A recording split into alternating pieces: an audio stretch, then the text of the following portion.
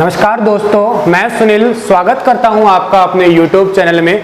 चलिए शुरू करते हैं आज का लेक्चर। आज दोस्तों हम केमिस्ट्री का एक लेक्चर पढ़ने जा रहे हैं और उस लेक्चर के अंदर हम देखेंगे कि ग्लास के बारे में। ये उसका पार्ट 1 होगा, पार्ट 2 मैं जल्दी ही अपलोड कर दूंगा। अगर आपने इससे पहले के वीडियोज नहीं देखे हैं तो प्लीज आप चैनल की प्लेलिस्ट में जाइएगा, जहां केमिस्ट्री का प्ले सेक्शन है उसमें आप जाके देख लीजिएगा। तो चलिए स्टार्ट कर रहे हैं हम ग्लास के बारे में जानना। उससे पहले आपको ग्लास का कुछ बेसिक इंफॉर्मेशन देना आपको मैं चाहूंगा। ग्लास होता क्या है, ये एक माइंड में एक हवा है या क्वेश्चन है। यार ग्लास दिखने में तो ऐसा है, पर ये बनता किस चीज का होगा, ये मन में क्वेश्चन हर रोज आपके आता ही होगा दिन ब दिन। तो बेसिकली ग्लास कुछ नहीं है प्यारे बच्चों, ये बनता है मिट्टी का। ये कुछ भी नहीं होती, मिट्टी ही होती है। सिलिकेट मिट्टी जिसको हम बोलते हैं, क्वार्ट्ज जिसको हम बोलते हैं, सिलिका जिसको हम बोलते हैं, ये सिर्फ और सिर्फ मिट्टी ही है। सर मिट्टी से ग्लास कैसे बन गया, आप तो पागल बना रहे हो। अरे भाई मैं पागल नहीं बना रहा, ये एक केमिस्ट्री का प्रोसेस है जिसके तहत ये बना है। तो सर क्या प्रोसेस है, इसे हम समझते हैं अच्छे से। देखिए आप सोडियम के कुछ ऑक्साइड ले लीजिएगा, आप सोडियम के ऑक्साइड के साथ साथ कुछ ले लीजिएगा कैल्शियम के ऑक्साइड, कैल्शियम के ऑक्साइड के साथ में कुछ ले लीजिएगा आप लोग सिलिका के ऑक्साइड। ठीक है, ये जरूरी नहीं है कि इन तीनों को ही लो, आप लोग कुछ और भी चीज मिला सकते हो, अकेली सिलिका भी ले सकते हो। इनको जब हम आपस में मिलाते हैं, ठीक है, मैंने क्या बोला है, किन किन को हमने लिया है, सोडियम के ऑक्साइड लिया है, ठीक है, हमने लिया है कैल्शियम के ऑक्साइड लिए हैं, हमने लिए हैं सिलिका के ऑक्साइड भी लिए हैं। अगर हम तीनों को मिलाते हैं और एक हाई टेम्परेचर पर नियर अबाउट 3200 डिग्री सेल्सियस या इससे भी ज्यादा तापमान पर इसे हम गर्म करते हैं और गर्म करने के बाद में दोबारा हम ठंडा करते हैं, तो उस चीज को हम बोलते हैं अमोर्फस। अमोर्फस का घोल, या हम हमारी देसी भाषा में कहें उसे तो उसे हम कांच कहते हैं। सर ये कांच का है फंडा, इसे क्यों पढ़ रहे हैं हम लोग, इसका रीजन क्या है? हम इसकी प्रकृति देखने के लिए पढ़ रहे हैं, हम अलग अलग उसकी प्रैक्टिसेस देखने की कोशिश कर रहे हैं।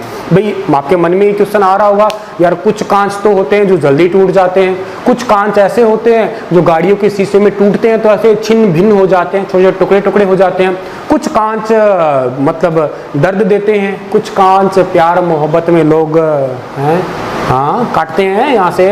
अरे आप काटते कि नहीं काटते? काटते हैं यार, सभी काटते हैं, तुमने भी काटे होंगे, गलती किया है काटा तो ऐसे जो ये सीक्वेंस में है, ये क्यों है, इतना अलग अलग इनका पैटर्न क्यों है, उनको आज हम जानेंगे प्यारे बच्चों। आपका डाउट क्लियर हो गए हर प्रकार के। सो मैंने जैसे कि कहा, ये इतना जो पूरा घोल है इसको अमोर्फस या कांच बोला है। अब इसको ठंडा किया जाता है, इसके ठंडे करने की प्रोसेस अलग अलग है। अगर आप इसको ठंडा करते हो, एकदम से ठंडा कर देते हो, रैपिडली सुपर कूल कर देते हो इसे, ये कांच बन जाएगा ब्रिटल। ब्रिटल यानी कि भंगुर कांच, एकदम से तुरंत टूटने वाला कांच बन जाएगा ये। अच्छा, ये तुरंत टूटने वाला कांच बन जाएगा। यूज कहाँ होता है? ट्यूबलाइट में आपका ये यूज होता है, आपके ये बल्ब में यूज होता है घर में, ठीक है। और आपके जैसे घर के विंडोज के ग्लास होते हैं, ये सस्ते कांच जिसको हम बोलते हैं, उनमें ये यूज होता है। जो जल्दी टूट जाए, सनभंगुर हो, ब्रिटल हो आपका, उनमें सभी में यूज होता है। और ये टूटने के बाद में टुकड़े टुकड़े भी छोटे छोटे टुकड़े हो जाते हैं। लाइक जैसे आपने गाड़ी का कभी शीशा टूटा हुआ देखा हो तो आगे से बिल्कुल टुकड़े छिन्न भिन्न हो जाते हैं, उस प्रकार की कंडीशन में इनको यूज किया जाता है।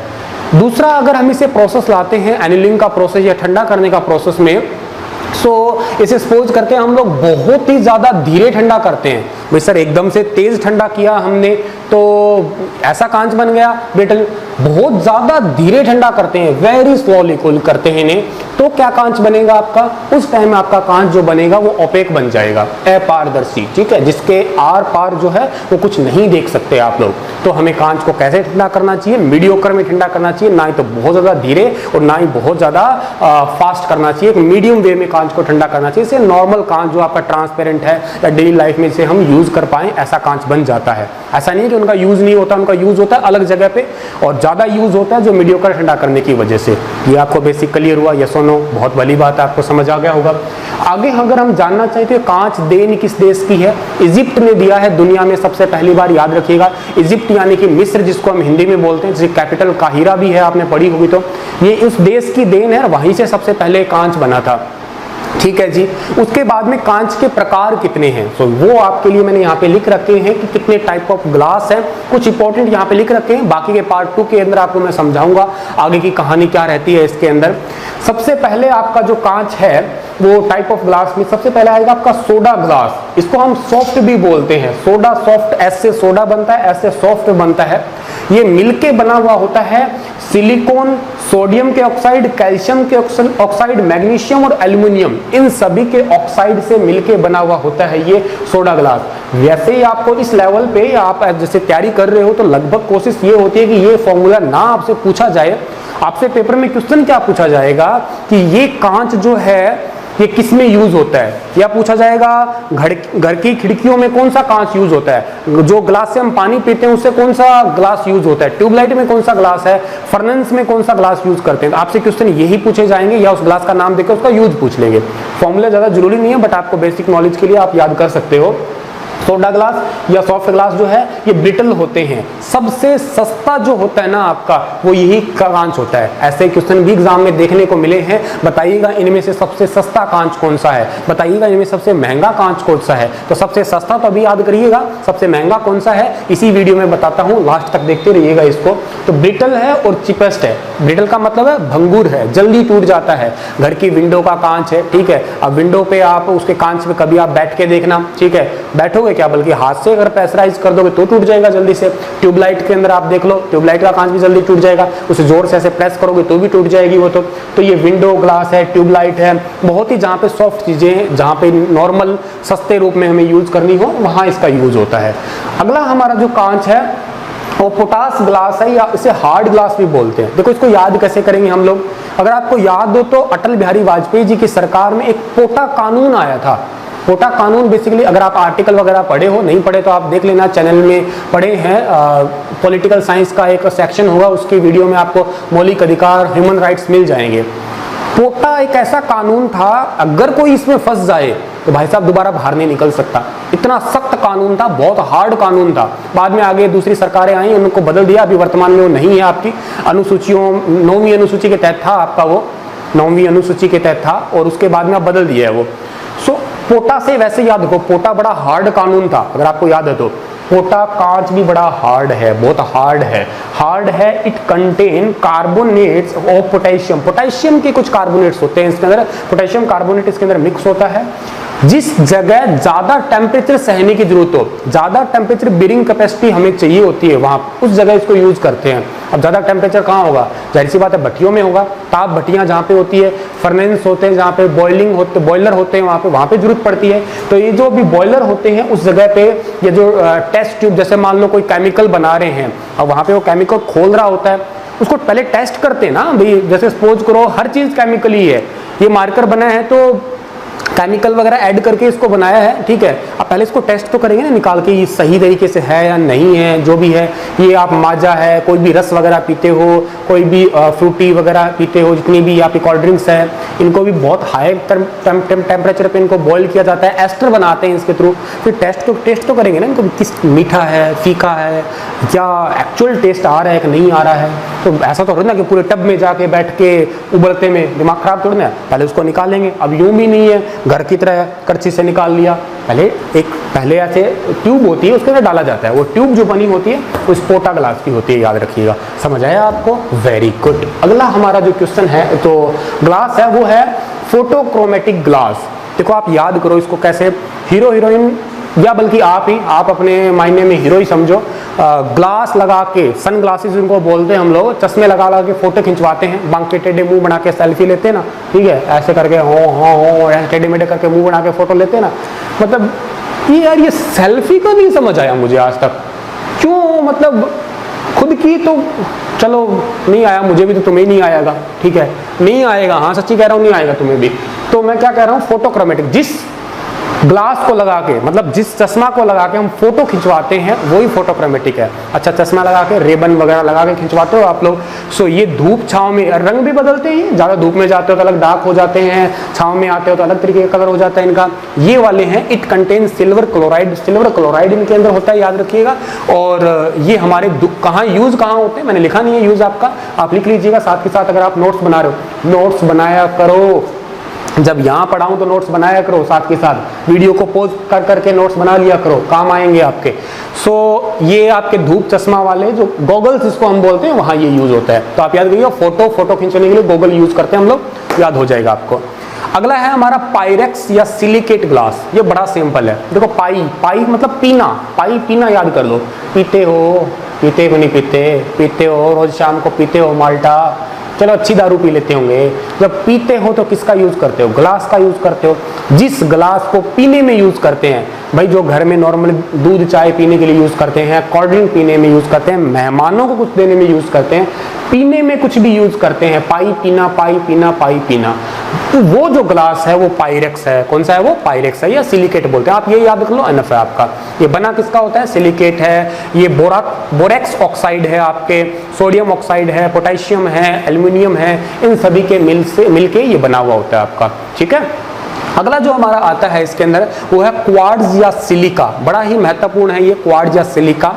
इसका हम यूज करते हैं हाई टेम्परेचर पे, जैसे हाई टेम्परेचर रेजिस्टेंस फर्नेस में।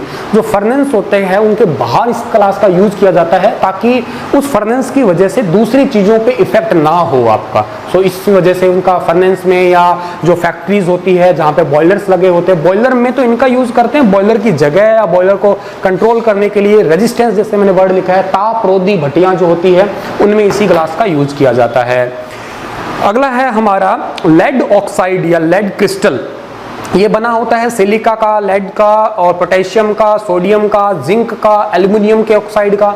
ये सभी के सभी ऑक्साइड्स होते हैं। हाईली रिफ्रैक्टिव इंडेक्स होता है, इतना ज्यादा रिफ्रैक्ट। अब देखो जिस चीज का रिफ्रैक्टिव इंडेक्स ज्यादा होता है ना वो अपने आप चमकने लग जाता है। हीरा लगा लो आप लोग, हीरा इतना चमकता क्यों है? रिफ्रैक्टिव इंडेक्स अपने आप में बहुत ज्यादा होता है। 24 डिग्री वो आपका इसका एंगल होता है, इसको बोलते हैं हम लोग क्रिटिकल एंगल, क्रांतिक कोण जिसको बोलते हैं हम लोग। तो इस वजह से वो चमकता है। इतने शाइनिंग होते हैं ये कि इन जैसे ग्लास को यूज करते हैं हम ऑर्नामेंट्स में। जितने भी आभूषण हैं, देखें आपने आभूषण वगैरह जो आजकल वो चाइनीज से आभूषण आते हैं ना, जो सस्ते होते हैं या सस्ते होते हैं आभूषण में, वो चमकते रहते हैं। शादी ब्याह में आप देखना कई मतलब महिलाएं लड़कियां लिपापोती कर करके आती है, फिर उनके वो ऐसे गले में पहने होते हैं, यहाँ वहाँ पहने होते हैं। सूट में देखा होगा, लड़कियों के सूटों में देखा है आपने?